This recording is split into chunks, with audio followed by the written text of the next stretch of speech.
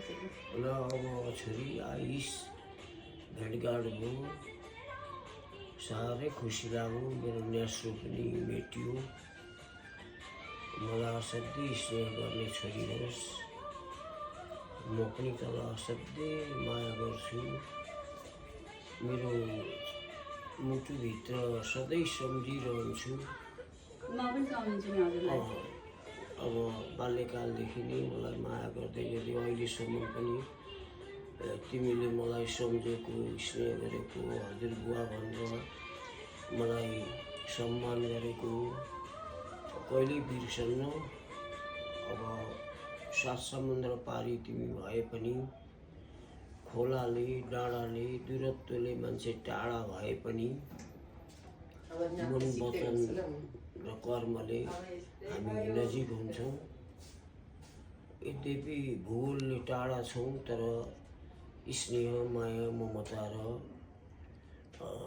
तेरो सद्भावपूर्ण मिठो व्यवहारले म सधैँ तँभित्र छु र तँ मभित्र छिस्। यो कुरो कहिल्यै नबिर्सनु। अब म त 84मा हिँड्दैछु। हजुर पुरा यङ होइसिन्छ नि, कस्तो हेल्दी होइसिन्छ। सधैँ जिम जानु, सधैँ एक्सर्साइज गरिरहनु, नछोड्नु। अब ठिक छ, म एक्सर्साइज गर्छु र खुसी लाग्यो। अब तैँले जहाँ संसारमा जुनसुकै कुनामा रहे पनि समाजसेवा, मानवीयता र संसारभरिको एउटा भूगोललाई, संसारभरिको ज्ञानलाई आत्मसात गर्नु र आफ्नो जननी जन्मभूमिस्थ स्वर्गदपि गरिएछि। आफू जन्मेको देश र जन्म दिने आमा स्वर्गभन्दा पनि ठुला हुन्। आफ्नो वंश, कुल, धर्म, संस्कार र नेपालीत्व भन्ने कुरो जहाँ गए पनि नबिर्सनु, त्यसलाई सद्व्यवहारमा उतार्नु। तेरो सुस्वास्थ्य, दीर्घायु र उत्तरोत्तर उन्नति र प्रगतिको म भित्र हृदयदेखि नै कामना गर्छु। जहाँ गए पनि, जे गरे पनि सफलता मिलोस्। र नाति आउँछ, अब नाति आउँछ कि पछि 1 महिनाको लागि आउँछ। यहाँ उसको ट्रेनिङहरू भोलिन्टियर गर्न आउँछ यहाँको हस्पिटलमा, अनि हजुरसँग आउँछ। ल ठिक छ, आएर मलाई पनि जाँच्छन् नि उनले। जान्छ हेर्छ, मलाई पनि जाँच्छन्, हजुरलाई हेर्छ। ल ठिक छ, साह्रै खुसी लाग्यो।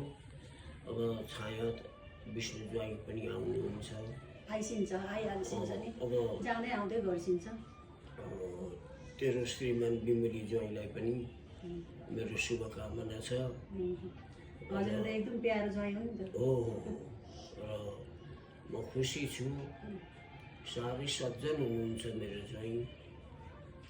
उहाँको पनि दीर्घायु, सुस्वास्थ्य र उत्तरोत्तर प्रगतिको कामना गर्छु। र उहाँले जुन माया ममतासँग तिमीलाई उहाँले जुन प्रेम र तिमीप्रति जुन प्रकारको एउटा आत्मीयता, सद्भाव र पारिवारिक सुख शान्ति को तिमीहरू सबै मिलेर जो एउटा संस्कार कायम गरेका छौ, त्यो अटुट रहोस्।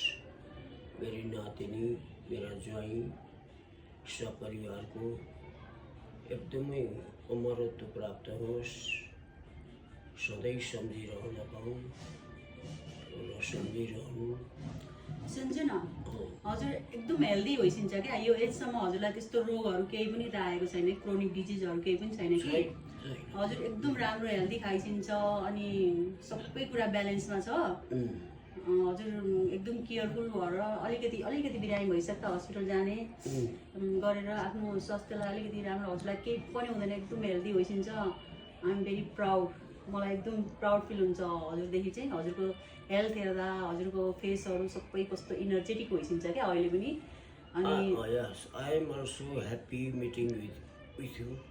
I know. since a long time. Yeah, we both are so happy. Yes, we are from what we are very lovely united.